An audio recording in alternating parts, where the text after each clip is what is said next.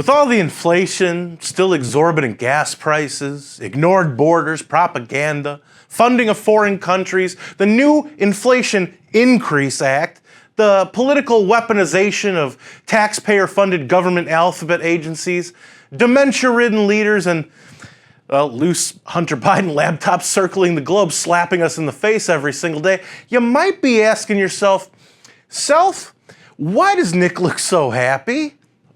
Well, my friends, despite all of that, one thing we can take solace in on this Wednesday, August 17th, is that the good people of Wyoming told another establishment hack to hit the bricks.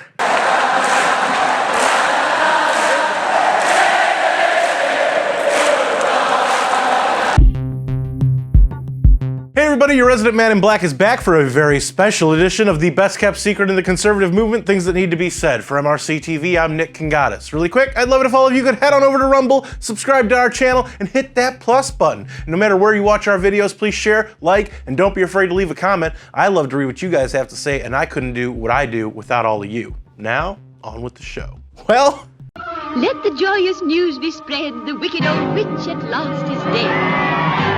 Ding dong, the witch is dead. Witch, oh witch, wicked witch. Ding dong, the wicked witch is dead. in case you've lived under a rock for the last day or so, give or take, you'd know that establishment crony and legacy hire Liz Cheney was soundly defeated by, as of this recording, a whopping 37.4% by her challenger Harriet Hageman. You know, folks, for someone who was predicted to lose by a Chris Christie-sized landslide, it probably wasn't the greatest idea for Lizzie to trot out her old warmonger establishment dad to talk trash about the guy that she was actively working to sabotage and the reason people were voting against her in the first place. In our nation's 246-year history, there has never been an individual who is a greater threat to our republic than Donald Trump. He tried to steal the last election using lies and violence to keep himself in power after the voters had rejected him.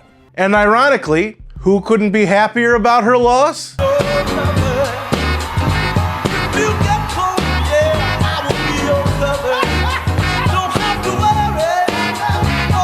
But in typical establishment hack fashion, Lizzie decided to bring up her arch nemesis in her loser speech. I have said since January 6th that I will do whatever it takes to ensure Donald Trump is never again anywhere near the Oval Office, and I mean it. This is a fight for all of us together. I'm a conservative Republican.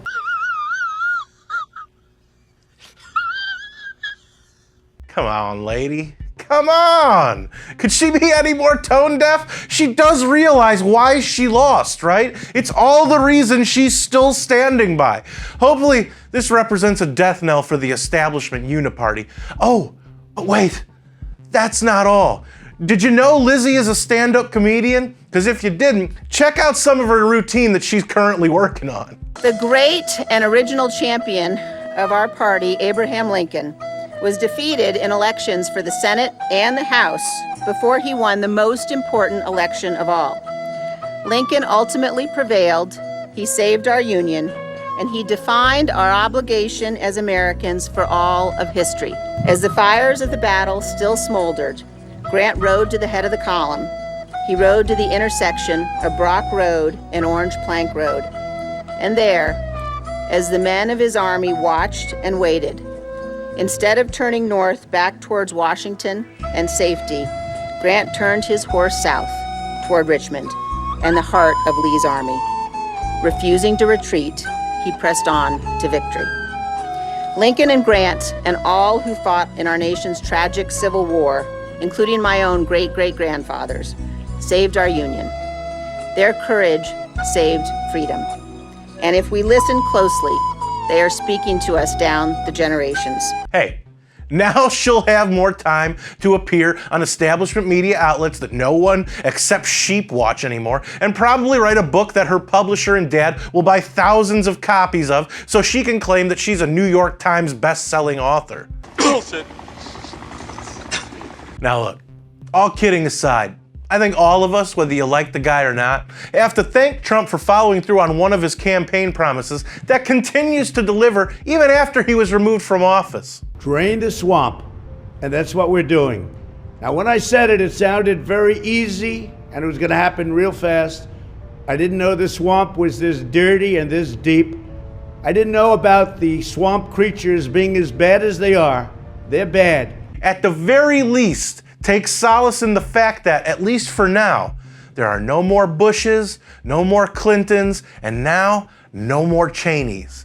Even though it might only apply for just a day, as the great Travis Tritt once sang, it's a great day to be alive.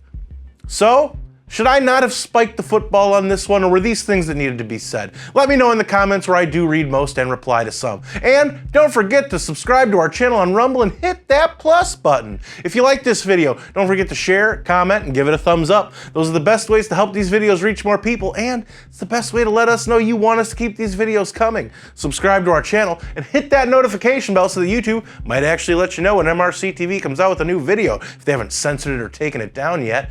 Like us on Facebook and check out more of our work at MRCTV.org. For MRC-TV, I'm Nick Kangadis.